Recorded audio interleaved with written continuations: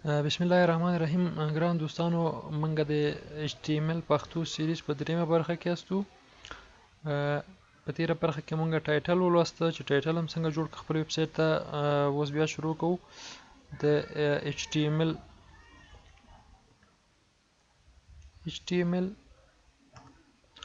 او HTML کلوز HTML ټیګ هم کلوز کو. په دې کې مونږه لرو head HTML کې جوړو مونږه head او انټر سره head close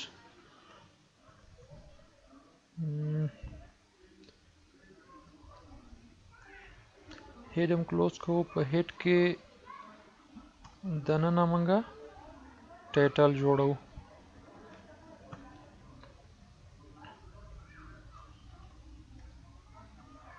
ټایټل او دلته ټایټل هم بندو چې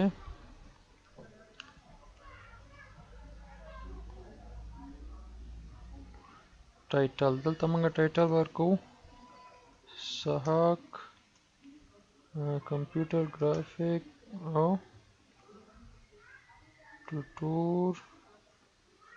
ټوټوریالز یعنی درسونه. دا موږ یو خپل ویب سایټ جوړ کو بیسیک.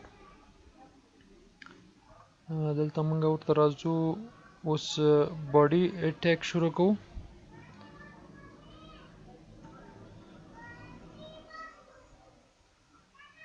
body start او body close. فکر کومه body دلته کلوز کړه.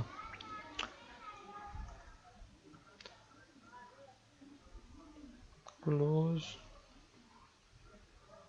body. دا ګران دوستانو زمونږه هیډ شو او دا هم body مونږه سٹارټ کړه. په باډي کې مونږه د ټول نه مخکې لرو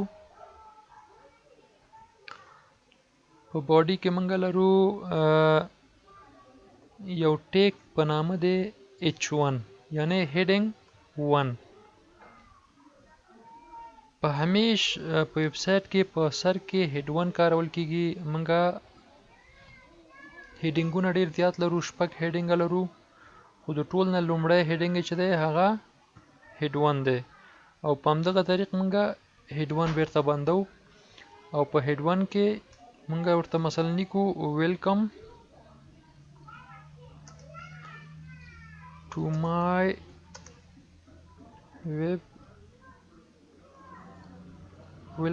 ویب سایټ.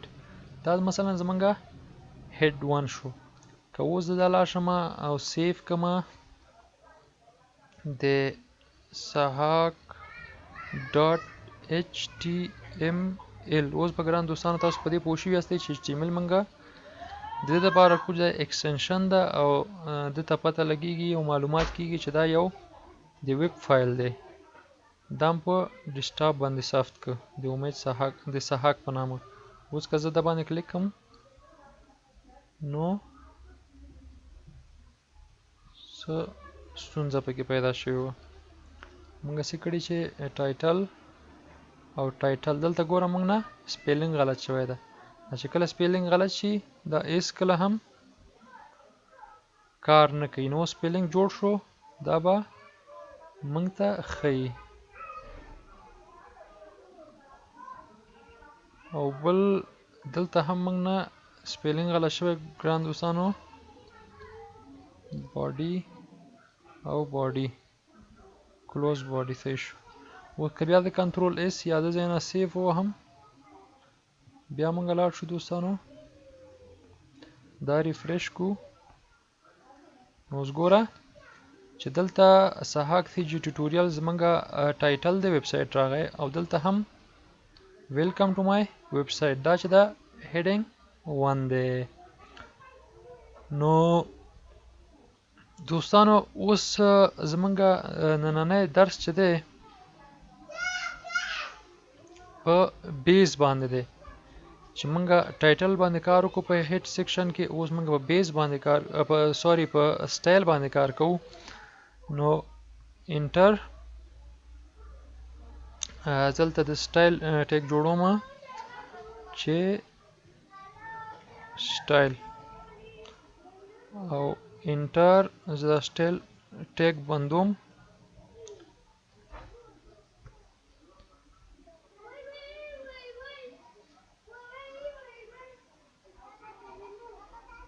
سټایل ټیک مو بند کړ. د دواړو ټیګونو په منځ کې زه مثلا دلته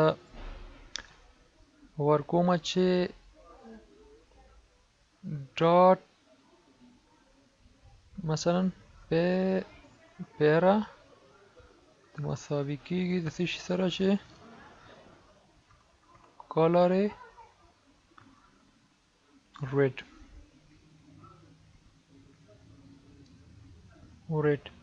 که زه دا کنټرول اس کما او خپل ویب سایټ ته لاړ شم دوستانو، ریفرش کما، اس هم تغییرات رانغل. د دې لپاره تغییرات رانغل چې ما دغه کلاس چې کوم جوړ کړی دی په سی اس اس کې، دا کلاس ما دلته نه دی اضافه کړی. که زه د سره مثلا زه دا کلاس اضافه کوم چې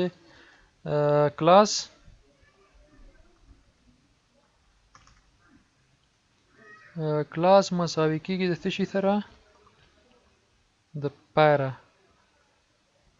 پیرا په نامه کلاس ما جوړ کړی. اوس که د کنټرول اس کوم، دا مې سیف که، دا د اوس هغه کړم، نو څه شو، ویلکم ټو مای ویب سایټ. نو موږ ویلی و چې موږ په هیډ سیکشن کې ټایټل کارو، سټایل کارو.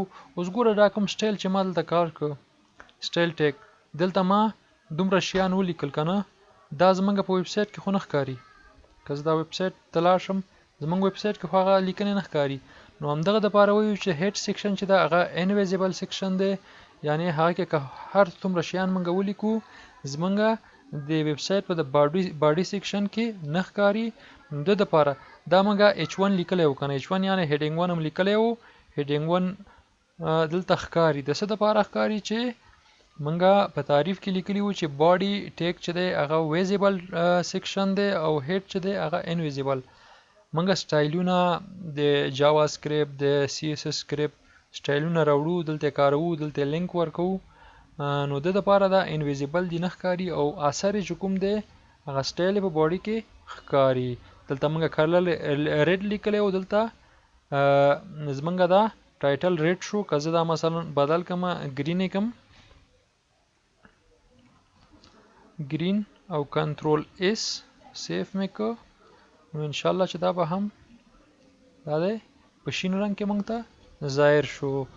نو نننی درس زمونږ ټول مقصد دا هیډینګونه خو موږ وروسته وایو، زمونږ مقصد نننی درس و په هیډ سیکشن کې د سټایل برخه. نو ګرانو دوستانو، داسې سټپ بای سټپ یعنې پلګه په پلګه به موږ مخکې ځو. نو زما سره اوسئ، زما د یوټیوب چینل ځان سره سبسکرایب کړئ د نورو درسونو دپاره. د اوس دپاره الله په امان.